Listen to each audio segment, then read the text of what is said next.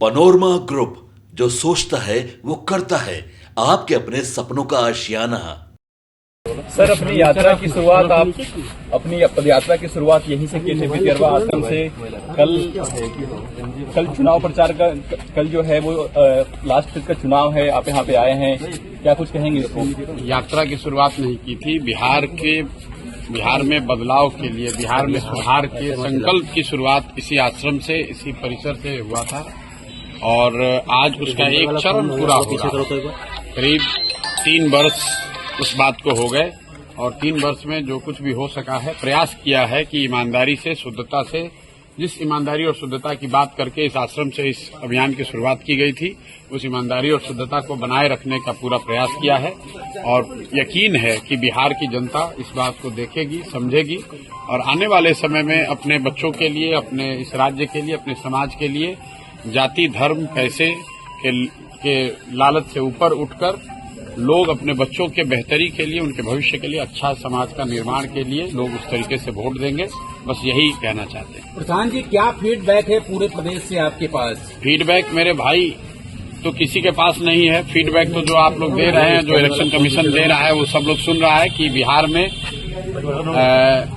पहली बार आजादी के बाद बिहार के इतिहास में सबसे ज्यादा वोट पड़ा है और ये अपने आप में एक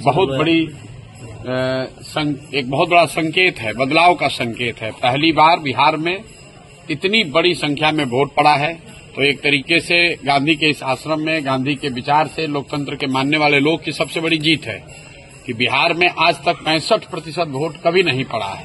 तो हम लोग का ऐसा मानना है कि ये 65% वोट बिहार में बदलाव का वोट है। 14 तारीख से बिहार में एक नई व्यवस्था बनाने के लिए वोट है।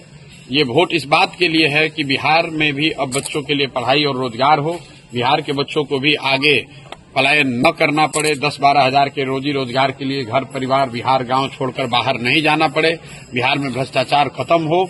और इसीलिए लोग इतनी बड़ी संख्या में आकर वोट दिए हैं। जितने भी पत्रकार हैं, विशेषज्ञ हैं, राजनेता हैं, किसी को अंदाजा नहीं था, किसी को अंदाजा नहीं है कि इतना लोग वोट दिया कौन है। और जो लोग ये दावा कर रहे हैं कि वोट किसको पड़ा है, उसको जब यही नहीं पता है कि वोट पड़ा कितना है, उस दिन 3 बजे तक, 4 बजे तक, जब तक इलेक्शन कमीशन ने डेटा नहीं जारी किया है, चुनाव के प्रतिशत के आंकड़े जारी नहीं किए, तब तक लोगों को ये भी नहीं पता था कि वोट कितना पड़ रहा है। लेकिन लोग टीवी पर, यूट्यूब पर आकर बड़े बड़े बयान दे रहे हैं कि वोट किसको पड़ रहा है। भाई, जब तुम्हें यही नहीं पता है कि कितने लोग वोट दे रहे हैं, तो ये कैसे पता चल रहा है कि वो व्यक्ति किसको वोट दे रहा है? इसलिए ये लोकतंत्र का पर्व है चुनाव।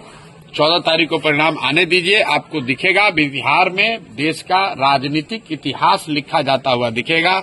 जिस तरीके से चंपारण के इसी धरती से गांधी जी ने स्वतंत्रता की लड़ाई में एक नया इतिहास रचा था, एक नया सूत्र दिया था, एक नया हथियार दिया था, उसी तरीके से हम लोग का विश्वास है कि गांधी के भितियरवा आश्रम से जो जन स्वराज का अभियान शुरू हुआ है, वो न सिर्फ बिहार में बल्कि बिहार के बाहर भी 14 तारीख को जब परिणाम आएंगे तो लोग एक इतिहास, नया इतिहास रचा जाता हुआ देखेंगे।